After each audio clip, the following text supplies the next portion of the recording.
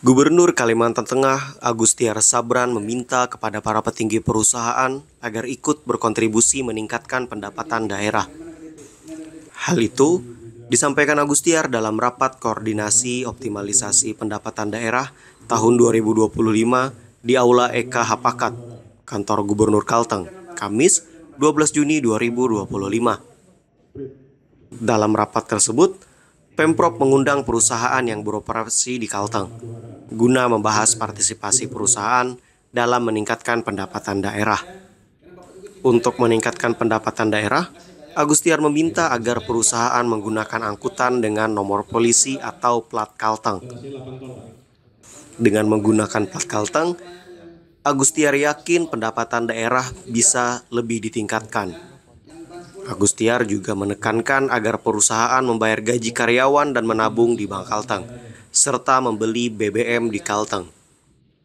Agustiar juga mengingatkan bagi perusahaan yang menggunakan alat berat agar membayarkan pajaknya di Kalteng, mengingat jalan dan sumber daya yang digunakan juga berasal dari Kalteng. Pemprov Kalteng akan bahu-membahu dengan seluruh pemangku kebijakan untuk mengawasi perusahaan yang masih abai dengan peningkatan pendapatan daerah di Kalteng. Jika masih ada perusahaan yang melanggar, Agustiar tak segan-segan untuk menindak dan memberikan sanksi kepada perusahaan tersebut. Meski belum menentukan angka pasti, Agustiar optimis dengan kontribusi dari perusahaan ini pendapatan daerah Kalteng akan meningkat dibanding tahun-tahun sebelumnya. Namun, jika perusahaan justru menolak dan melakukan yang sebaliknya dengan tidak berkontribusi pada pendapatan daerah, maka perusahaan tersebut akan ditindak bahkan diberi sanksi. Aneh kan tepat kah?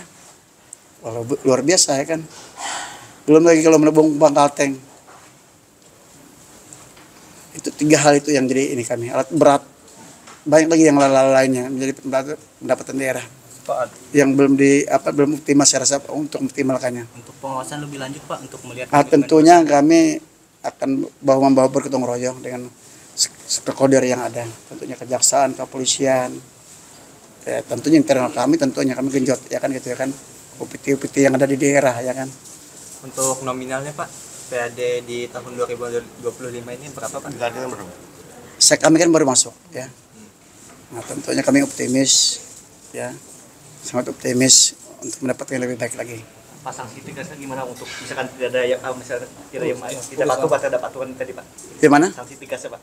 Ya sih tegasnya kalau gini ya, kalau mereka sayang cinta di Kalimantan Tengah, mereka bayar BBM di sini, plat KH di sini, menabung Bank Kalteng, CSR-nya harus jelas, kalau kebun ada plasmanya, perekrutan tenaga lokal.